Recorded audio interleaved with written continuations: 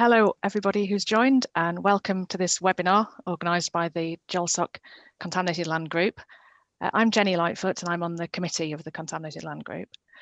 This is the first meeting we've held in this online webinar format, but more are being planned. So we'd be very interested in your feedback, both on the format and the content, and any suggestions for future meetings. I'd like to take this opportunity to advertise a couple of future GeolSoc events.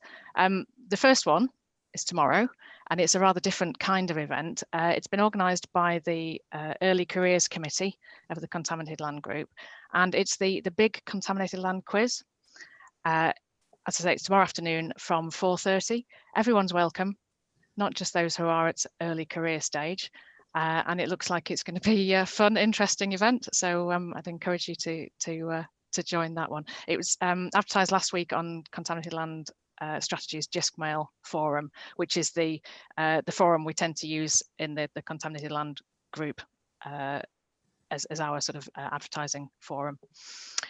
The second event I'd like to mention is the Plastics in the Environment virtual conference. It's on the 15th of March. And it's a cross-discipline conference that aims to facilitate a more holistic understanding of plastics in the environment. It looks like it's going to be really interesting, and there's more detail on the GeolSoc website. So back to today's agenda. Chris will be speaking for about 45 minutes. During his talk, if you could use the Q&A function to type your questions in, and after Chris has finished presenting, I'll put those questions to him. Altogether, we plan to be wrapped up by 5 o'clock. So I'd like to welcome Chris Swainston to present on the topic of contaminated land standards. Now, Chris is a chartered geologist and a contaminated land specialist with over 25 years experience. He works for Soils Limited and is based in Winchester. So over to you, Chris. Thank you very much indeed, Jenny. As I say, Chris Swainston, Principal Environmental Engineer now at Soils Limited, and for my sins, Chair of British Standards, the Edge for Soil Quality. So I have to start with a disclaimer and introduction. It's BSI policy now that if you're talking about BSI, you have to talk to them first. So I must say this is not a statement of BSI official policy, and all views expressed and any mistakes in this presentation are mine. So I'm going to go through basically what are standards, why we use them, when it's a standard, not a standard, guidance and notable standards that you should be aware of in contaminated land.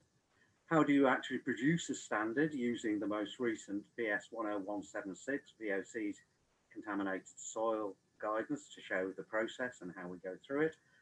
And a little bit at the end about sustainability and standards, which is something I gave a talk about to ProGeo last year. Got up here a little slide that was done by Paul Nathaniel and some of his students at Nottingham, and nice history of contaminated land in the UK to sort of put a bit of background to all of this. In the 1970s, that's when we really go back to everything starting, particularly in terms of waste. It was more in relation to it was being a nuisance issue that we were dealing with. In the 1980s, it changed a little in terms of becoming waste and brownfield land, particularly gas works and things like that. And it became more of a political issue and more of an awareness of what was going on.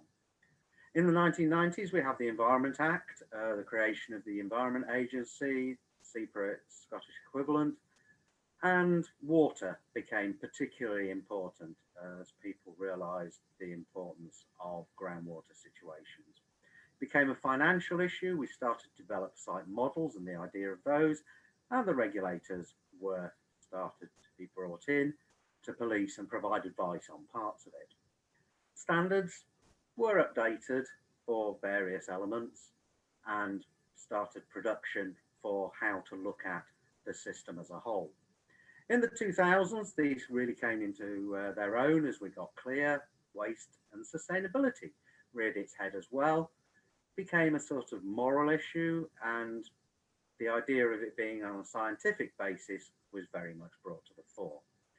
CDM and planning were basically established the primary mechanism to capture any contaminated sites we had, and standards were required to put this on an even footing. In the 2010s, as I was talking a couple of weeks ago to the EQLF, asbestos really has reared its head mostly, and we've been looking much more at partnerships for production of guidance and standards, creation of various interest groups, the evolution of planning in terms of how it came to accept it and how now it leads it. Waste as well has become a very important issue, particularly as a result of the incorporation of the tax people into landfill situations, and standards again have gradually caught up as awareness has increased.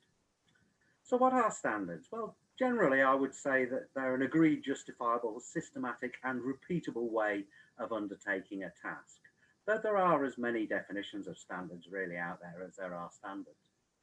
The one thing that's certainly always the case is they're produced and accredited by either a national, which is the BSI, an international, which can be the CEN, which is the European, or the ISO, which is worldwide, excluding, of course, America, who have their own system. Basically, they fall into two categories. Some are normative, you must do something in order to gain the accreditation for it. So that's such things as ISO 9001, the management standard, or the standard for British plugs, which are required to be followed in order to achieve their objective. Some are guidance, and they are, you should do something. They're giving you the best way of doing something. And they're usually produced by experts in that discipline, and they're subject to scrutiny by fellow experts, interested parties, and public review, as we'll come on to later. And they can be produced for a wide range of things, including BS01, which is the standard on how to run a standards investigation, and BS02, which is how to produce standards within a standards body.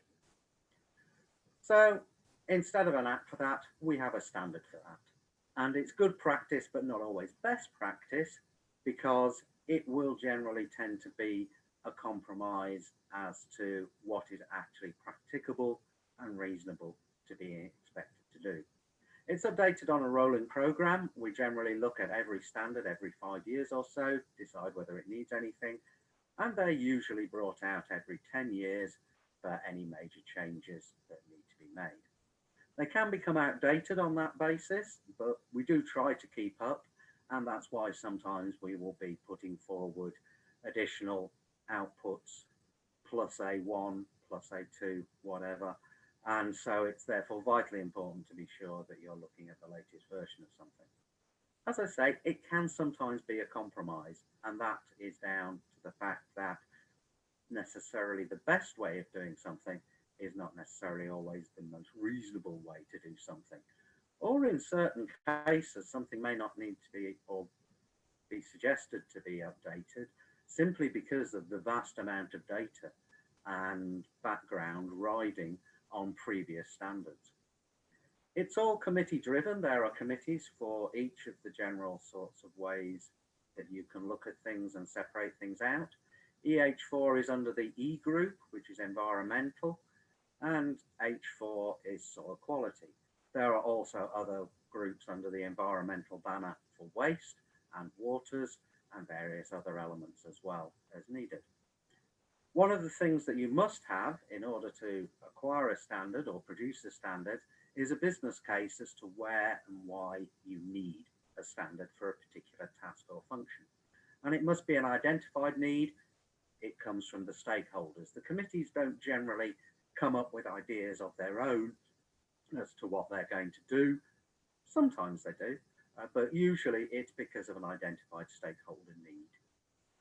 One of the things it specifically cannot be is commercially specific. If you design a fantastic widget, you can get various safeguards on that, and trademarks and this, that, and the other, and patents, but you cannot get a standard specifically written for a commercially available product.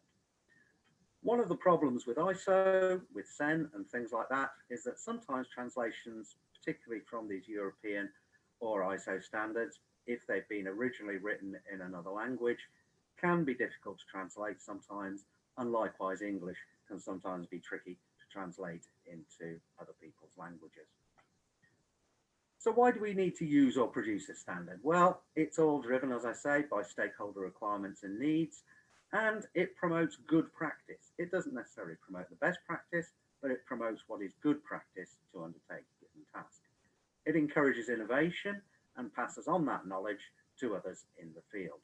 And it levels that playing field by getting everybody to work to the same levels of competence. It provides surety to clients and regulators if they know that something has been done in accordance with an appropriate standard or guidance. And it provides a benchmark, which you can say, yes, we do supply to this particular level. And that's become particularly important in the contaminated land field for ISO 9001 and 14001, where a large amount of our clients expect us to have those particular requirements covered through our accreditation. It also provides you with a legal confidence, because British law generally assumes that if there is a standard for something, you should be following that standard in its application. And so when it comes to the law, the first question you will be asked is, was there a standard? Did you follow that standard? If you don't, then you have to explain why you didn't. So a level of legal confidence is given by following a standard. It also promotes professionalism. Pretty much all professional bodies and groups that we have, including ourselves as the Geological Society, promote design as well as continuing professional development, and standards and the utilization of standards is a very good way of expressing and explaining how you are actually a professional. It also promotes national and international consistency, which can be a benefit in certain cases, whereby certain British standards have now become ISO standards or SEN standards. And it does give you, in theory, a bit of a commercial advantage sometimes, whereby you are able and understand the standard that you're working to, the international standard. You go and work somewhere else like Australia or something like that, then you're already working to the standards that they will essentially be wanting you to work to. So it does have positional value and benefits in that sense as well. So when is a standard not a standard? I've mentioned the standard about plugs, and that's one that you really want to get correct. And so that is a normative, so it is a you must do this. But there are other standards, and they are the guidance documents. And most standards in our field, in contaminated land, are in fact the guidance documents. Prime examples there would be BS 10175 on site investigation in contaminated land, and BS 8485, which is the provision and protection of gas in buildings. And they are therefore you should, not necessarily you must. But as I've mentioned, usually if you are deviating from the guidance in the standards, you're usually expected to justify your deviations from it. Other bodies, of course, produce guidance as well. And is it of equal relevance? Well, quite a lot of the time, a lot of the guidance that we produce for the AGS and such bodies as that, and SOBRA and things like that, are basically expressing how, in a contaminated land sense, certain of the standards should be expressed or used. But there are also other things where a standard is not necessarily appropriate, where guidance will be produced to fill the gap.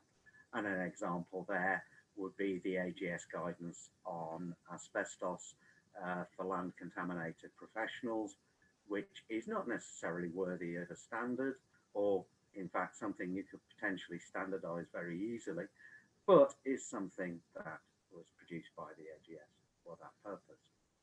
Standards can also be suggestions or ways of doing things, i.e. guides to good practice, as well as being guidance or specific standards.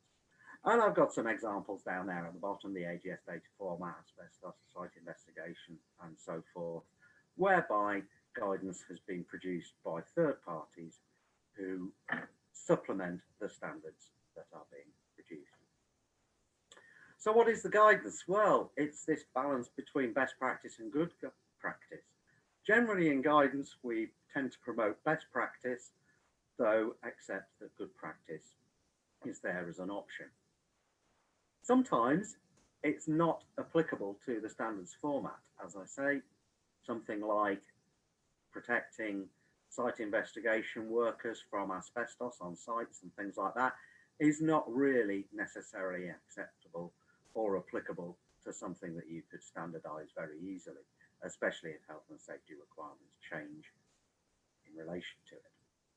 So is it also applicable to UK custom practice and law? Some ISO standards, some SEN standards may be perfectly applicable in the countries that have brought them forward, but not necessarily quite in compliance with the way we do things in the UK, with the Environment Agency as regulator in certain cases, arguably planning in others, and taking the approach that planning is the basis of the way that we look at these things in the first place.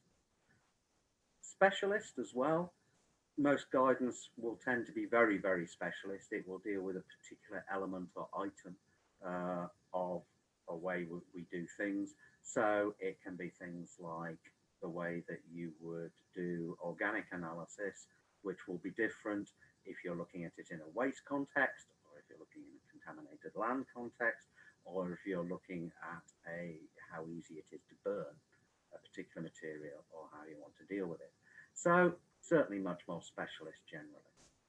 Is it cheaper? Is it more flexible? Well, generally, yes. Most guidance that we get out there is free, whereas British standards you have to pay for.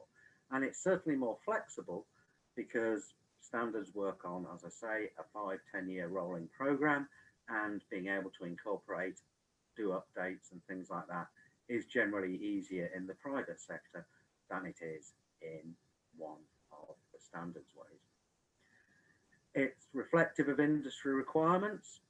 Again, stakeholders will get in touch with people like the AGS, like SOBRA, like Claire or Syria or whoever, and they will generally express a desire for a particular piece of guidance on something for what is in effect a de facto standard for that particular element, and they can respond to that perhaps more easily and more quickly than we can as a standards body.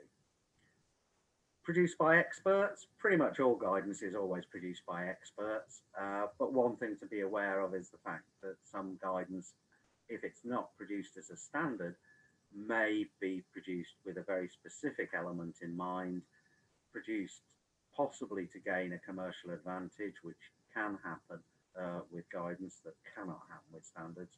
So you've always got to be necessarily certain that it has been produced by experts, and if they do have an ulterior motive, you're aware of what that motive is. Subject to greater scrutiny. Well, we like to think that any guidance would be subject to a vigorous amount of scrutiny. Certainly the majority of guidance produced in the UK is, but that's not necessarily always the case. Certainly British standards should be out to anybody who's an interested party or a stakeholder, so it certainly gets the benefit of that on that one. Is it any better? Well, you've got the Clare Wall. The AGS are in the process of producing a mind map to wend your way through standards and guidance at the moment. So is guidance any better than standards? It depends what it's there for, really. I think is the honest answer to that one. And it's what you're needing to do and whether there's a standard for it at the moment. So coming to the specific standards themselves, most are contaminated land standards guidance, and they cover many, many different aspects. And they're a mix of UK, European, international standards as well, but they cover pretty much the general range of the establishment and definitions that underlie all of the standards that apply, and the concepts that are applicable to contaminated land. They go through the philosophy and methodology of how you do this, how you model it, how you deal with it, how you come to terms with it, how you report it as well. Specific actions and activities within that. So you will have specific ones relating to sampling. You will also go into specific media. So you'll have different ones for sampling waters as opposed to soils, as opposed to waste or something like that. Then you can get down to the level of specific analysis. So VOCs, SVOCs, things like that. Specifically, how does a lab actually deal with those? Reporting and modeling at the end of the day, and the way that that should be done to therefore arguably comply with what regulators will be requiring and expecting to see as a result of what you're reporting, and how you're conceptualizing the situation that you're attempting to explain on behalf of your client.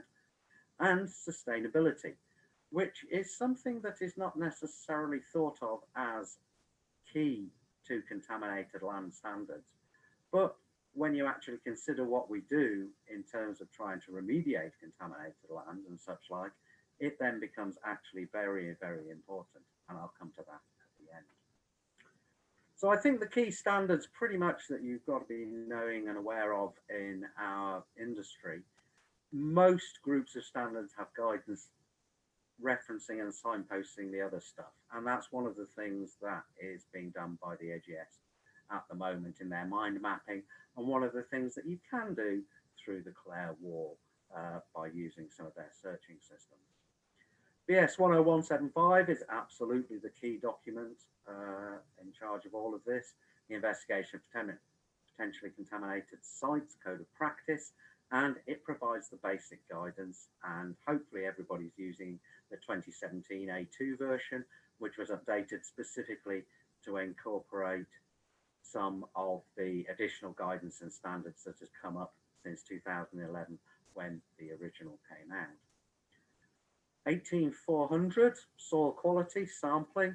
Not all of it's been adopted in the UK, and if you have a look on the web, you can find Paul Nathaniel gave a very, very good presentation close to this time last year on what, how, where and why various parts of it were adopted, various other parts weren't.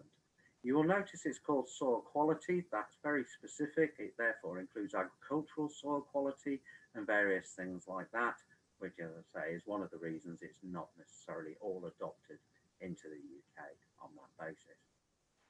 A basic standard which tells you what all of the words mean and how they're defined by various parties and various groups is covered in 11704, the soil vocabulary, and it makes a very useful guide.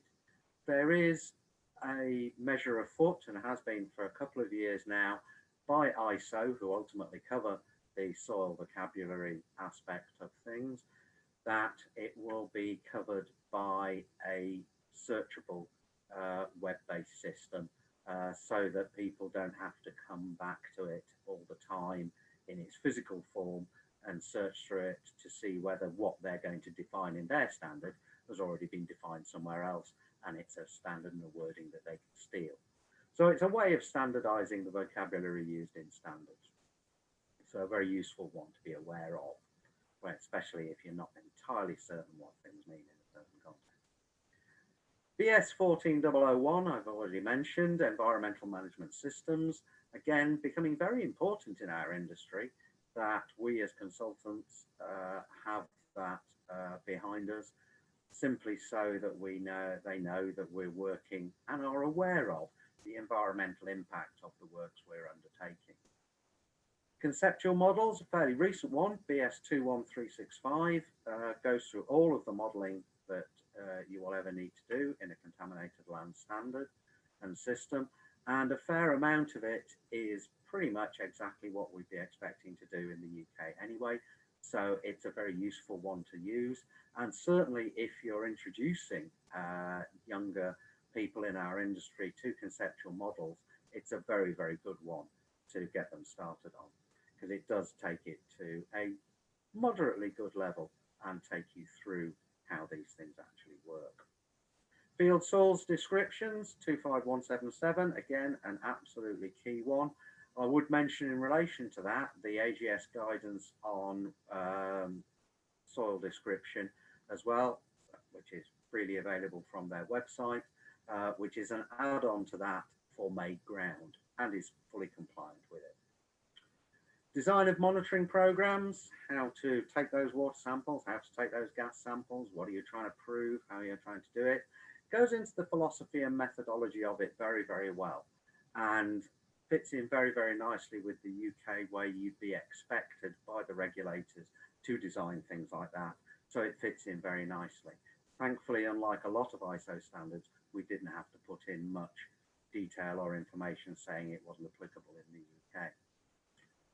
Coming down to the more general standards that cover a load of other things as well, SAFE BS 8485, gas protection, bioavailability, one of the more recent ones. There was a British inspired one through the auspices of the Geological Survey.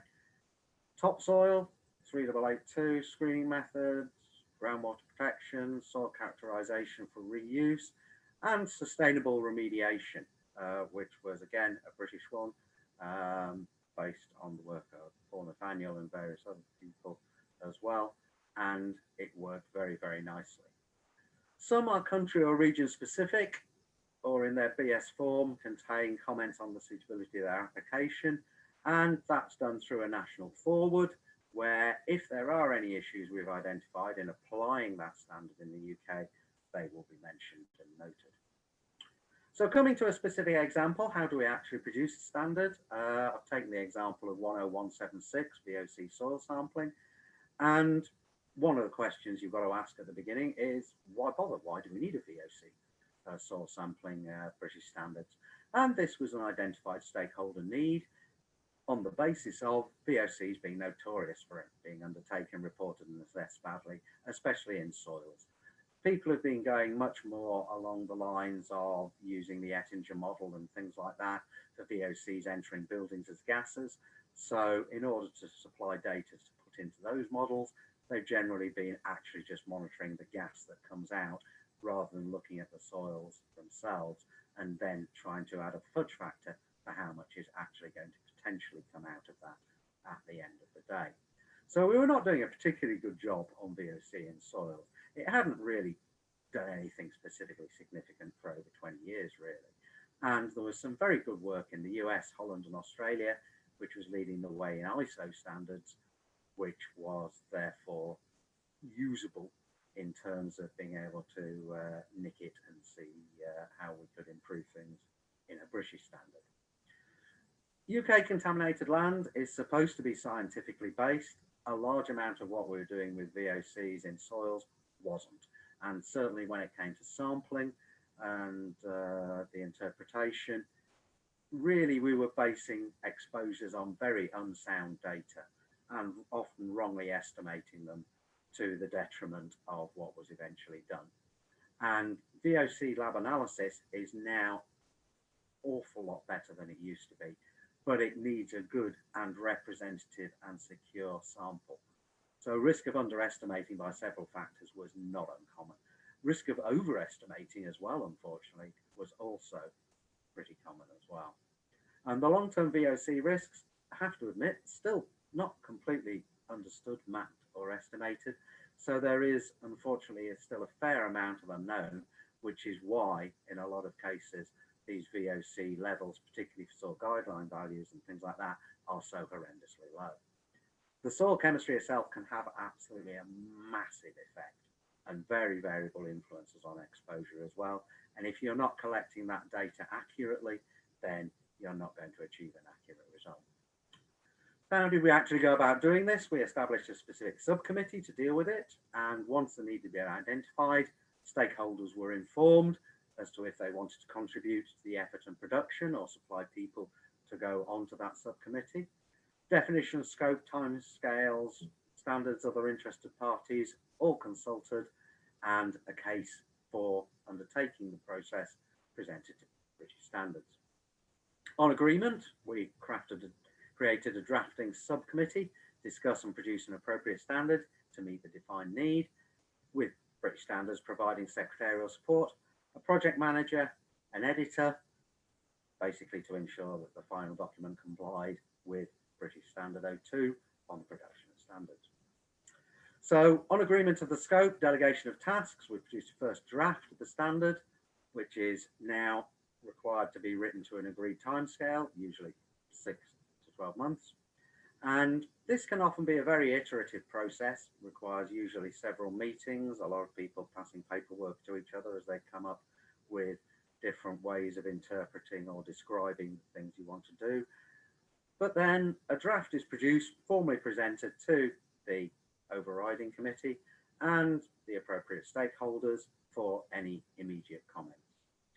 Those are then resolved, dealt with, possibly rewritten, and a second draft is produced following this feedback and agreed by the subcommittee for formal presentation as a public consultation document.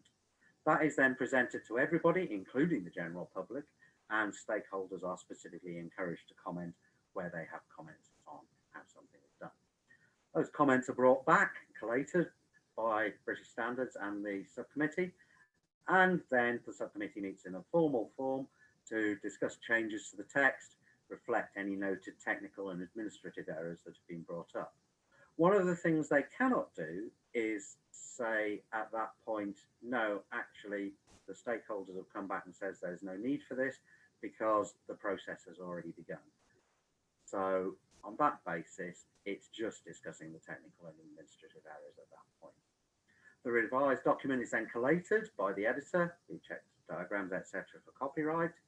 And this is reviewed again by the immediate stakeholders and then formally published.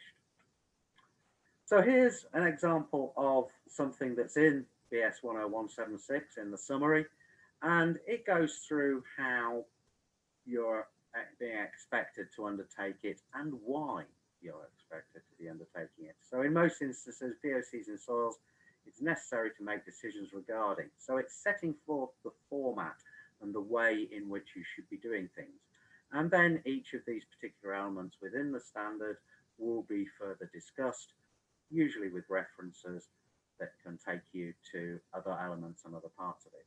So certainly the way it's written, I would always start in any standard that I'm looking at with the definitions so that I understand the words that are being used, then into the summary to see how things are spread out within the standard itself. So we're looking at what required DQAs you've got. You need to define those before you start, otherwise you might end up choosing the wrong method. What sampling methods you're going to actually use, whether you need to talk to the laboratory or not, because they will have specific requirements or additional solvents that they may want in to protect it and to keep the material valid, and so on and so forth. So the summary is always the best place to go first, and then to the particular individual elements that will be described as to what you need. So coming up to an end now, really, and standards and sustainability, which I've mentioned a couple of times through my talk. And investigations, models, assessments, data management all have very good standards at the moment. So you've got 14,001, you've got all the rest of them as well. And they are now designed and have been since about 2014. Sustainability is a required goal of any standard that you now produce. And it should be put in to pretty much all projects that are being undertaken in a developmental sense as a project goal. And it can and arguably should be built into all parts of the developmental process. And sustainability specific standards are now available. I mentioned the earlier one, Paul Nathaniel's remediation sustainability standard, as well as sustainability management standards as well. And the compliance with standards should be more sustainable by default, simply on the basis that compliance with standards will usually incorporate and include regulatory compliance as well. So any use of standards will be more sustainable. Over-conservative risk assessment, for example, is unsustainable. If you're following the appropriate standards and can therefore justify your risk assessment process, then you are being more sustainable by default. The UK process can be sustainable if it's set as a goal and the regulator is happy with that. And pretty much I've never met one who wasn't yet, but I remain to be explained to otherwise. And by following the standards, you also tick the box of needing to be scientific in your justifications and reasoning to comply with UK guidance and legal requirements. And so that takes the sustainability as well, because if you're being scientific from the start, you're being justifiable from the start, you don't have to go back and do it all again. So sustainable is not always less work, but it will always be more effective in the longer term, and standards are established and required to be established with that view in mind. So coming to the end then, standards apply to an awful lot of what we do. There's an awful lot of standards out there and apps for that and guidance. And UK common law will pretty much assume that where a standard exists, you will be using it, you will be following it, and you'll have to explain why you're not. We should be using it, or we should be saying why we're not. Standards are usually normative, you must, or guidance, you should, but most in contaminated land are guidance. Standards level playing field and promote good practice, and guidance can become standards. Original guidance on bioavailability, for example, has now become a worldwide standard, and it's the standard barge method that's being used. And guidance is sometimes produced to help use standards properly, and it's always worth looking that up. And where such guidance exists, we will often make reference to it when we update standards to make reference to it as being a useful thing to use. So please get involved. We're always looking on EH4 for people to get involved, either as stakeholders or people on the committee or people who can get our message out to other people. So please contact me or any member of EH4 Soil Quality Committee. And thank you very much for listening.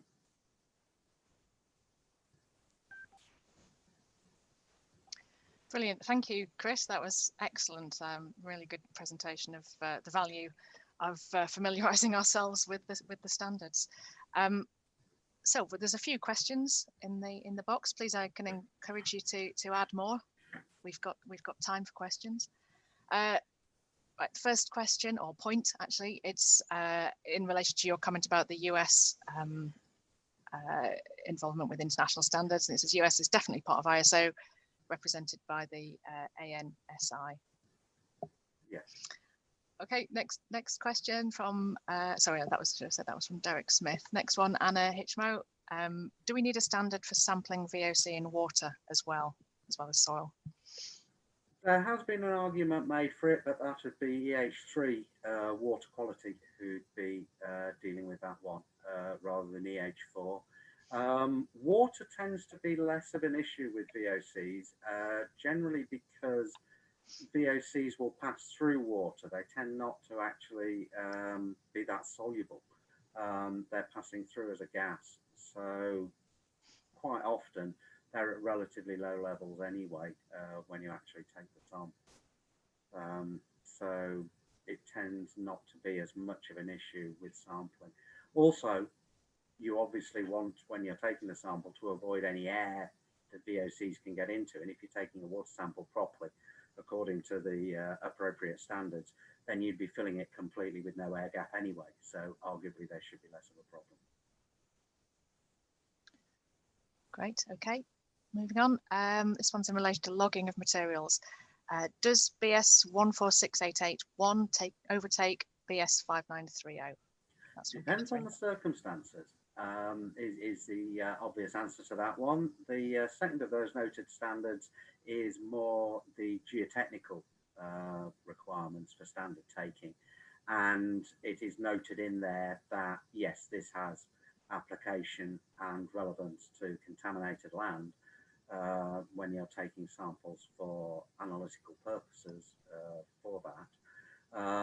But the other one is specifically, the one I mentioned is specifically in relation to contaminated land applications. So it depends what you're doing, and both are equally applicable, and probably in about 80% of it, of anything you'd ever do, they're identical anyway. So. Okay, next one from Peter Aitchison. He says, there was no mention of CE marking, which isn't particularly relevant in our standards, but do you have a view on the demise of the CE mark and the new UK CA mark anywhere in our sector? Not necessarily. I mean, arguably, if you're complying with, let's say, ISO 14001, in as far as you are undertaking sampling to the applicable standards where they're applicable, referencing that in your results and presentation, as obviously will happen with the analytical results from the laboratory. They'll be referencing all the standards and things that they're using. Then shoving a CE mark on the top of that, well, not necessarily certain of the value of it, or of the CA one, because if you're complying with all those standards anyway, and you're legally stating in your results that you're doing so, then essentially I would argue you're covered. Bringing in another layer of administration and oversight on top of that to ensure compliance with the CE or CA requirements seems to be adding an extra layer of complexity that you don't necessarily need. And also there are certain things like sampling, which has come up recently in relation to potentially auditing and regulating, or certainly providing a standard for asbestos on-site monitoring and asbestos on-site sampling of soils and things.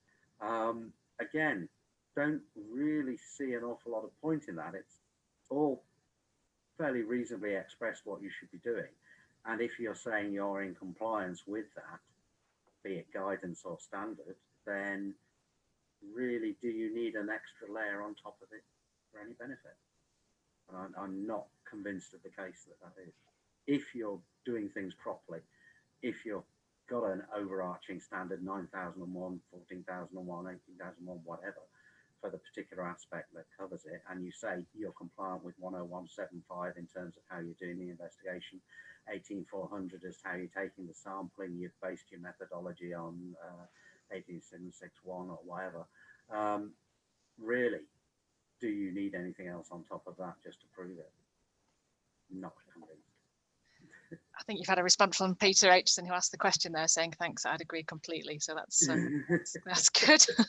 Well, I think Peter is aware of what we on the Millennium side many years ago. So this is going back to the 1997, 96, 97, 98, when we were doing the site investigation there. When I was working for Clayton's, as they were.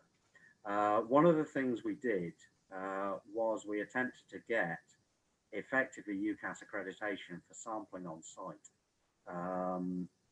so that we could standardize the methodology and the rest of it. And that was taken forward by certain people within the industry as a whole, but basically came to nothing. So as I say, we gave it a go 20 plus years ago, and really, you know, it doesn't seem to be that applicable, or there isn't that much in the market or on the regulatory side to insist or require this. That there is basically no stakeholder out there saying we need this, as far as I can see. So, I don't know. Okay. Here's one about the cost or purchasing British standards. So where does the money go from purchasing British standards? I think I'd like to add that one to that question, just to say, well, to ask you, Chris, if you think there's any issue with the actual cost of British standards. They're hundreds of pounds. Do you think this raises any issues to do with accessibility? Yes, it is an issue. And one of the things we do, accepting that one of the key stakeholders is regulators, is whenever we produce a standard, we attempt to get regulators to be able to acquire those standards at a cheaper cost. So one of the things we did with 10175, for example, was we attempted to get that out at basically half price to regulators. And so where the money goes basically is into paying standards authorities to organise themselves and do things, pay for people to get involved in standards. Because when you're on the committee or something like that, you're giving your services totally for free. You don't get paid for it. You get expenses if you go somewhere else, and even then they don't cover everything that you're doing. They'll just about cover your costs to get there usually. But you know, if you're putting yourself up in a hotel or something like that, usually doesn't cover that significantly, unfortunately. So internationally, you've got to get a sponsor or somebody like that who's willing to pay you to be able to go to these places and do these things. So that's one of the things that COVID has actually been potentially useful for, in as far as we're now doing these things electronically. So we haven't got any expenses to pay, and we haven't got to go to these other places to engage in these meetings with ISO or SEN or whoever. On that basis, you have got the element that we're giving all this for free. So yes, I mean, basically British Standards costs are being paid for by British Standards and some monies they get from the government. The standards they sell, the price they sell them for, does not cover their costs in being a standards body and standards organisation. So yes, they are expensive, but we certainly, where there's a specialist interest group or a special stakeholder that is going to be significantly affected by a standard, we certainly do try our best to be able to get that standard out to people at a cheaper price. And as I say, yeah, we've done that in the past for regulators where we can. I wonder in reality how accessible they are to regulators, and whether our regulators actually do have access to all the standards that you've mentioned, Chris. Well, in theory, and as I say, in theory, there is a way, if you're an organisation, and this applies to private organisations as well as corporate or government organisations, is you can get standards cheaper by joining their online service. And that means that basically it's the same as buying the standard and sticking it on your intranet for your company or your group or whatever.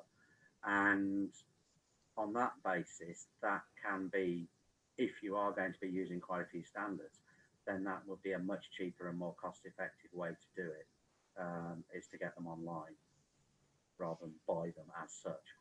You join the British Standards Group. Okay, good, thank you. Another one here, what's the hierarchy between British and international standards? Well, a country standard technically takes precedence in that country, and it always will do. One of the quirks of us formerly having been in the European Union and a member of the European standards body is that whenever a European standard occurs, we have to take that on board as a British standard by default. Now, we have the option to be able to put in, as I say, a forward, which explains its potential applicability in the UK situation, or its lack of applicability in certain cases, or other cases where it may be in direct conflict with standard UK practice. So on that basis, we can do that, but we still have to adopt it as a British standard. ISO standards, world standards, you can pick and choose. You can take them on as you see fit, as you need them. You can pick and choose from them as to which bits are applicable that you want to have.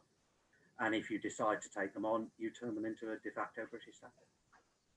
So at the end of the day, whichever way you get them, they're all equal, because they've either been adopted as a British standard or they were British standards to start with. Okay, thank you. The next one's about the application of the standards. How likely is it that a phase 2 will really comply with these best stroke good practice standards and guidances, when in my experience, so many tier 1 risk assessments are little more than hazard assessments that play down the qualitative risk posed by contamination at a site and result in CSMs of little or no value? Well, I would certainly say that the standards are your guide to how to undertake all those processes properly, and that if you're a competent, qualified professional in the UK, you should be following those standards, and so you should be producing stuff to those standards. But as we all know, as there have been in the past few years, there are some people out there offering contaminated land advice and investigation that are not following those standards. That are attempting to gain work by doing a substandard job, very literally by definition a substandard job. And one of the things that we've certainly done as we're promoting 10175 over the years is expressing to people that you look at the majority of planning requirements that you'll get, which cover 90% of what we do in site investigation and conceptual modelling, it will all now reference, yes, we expect you to undertake these investigations to the clear methodology, to CLR, which has recently been superseded by the new Environment Agency online guidance, and to the various applicable standards. They're expecting you to do that. So if your client is not au fait enough or couldn't be bothered and the regulator doesn't pick up on it, then yes, substandard work will occur and will be out there in the marketplace for people to purchase if they want to. But certainly I think the recent EA guidance and a couple of seemingly minor changes, but which reflect the way that planning has gone with things over the past 10 years or so, has certainly upgraded and updated what I hope the regulators will be expecting to see, because the prominence of the requirements for standards compliance is certainly now in bolder letters than it used to be. Because I mean, you've got to remember when this original CLR stuff was written, there was only really about 2 or 3 applicable standards at the time. So, you know. Yeah, absolutely. Yeah. Okay, we're just coming to the end now. What is the procedure for asking for British standards to be produced? Who and how is the decision to proceed made? You have to make a business case to British standards, and that means you need a stakeholder to basically sponsor you. And you get in touch with EH4 and say, we think there is a need for this standard. This is how we've identified the need. The standards committee will get together with the various people in British standards, usually starting with your administrator, who's the person who's effectively the secretary of the committee, and saying, yes, well, do we think there's a case for this? And we'll discuss that. And then get back to the stakeholder and say, yes, we think there's a case here. What can you provide us to help make this business case? And we'll usually get back to them and say, right, we need X, Y, Z to make a business case, show that there's a need for it and so forth.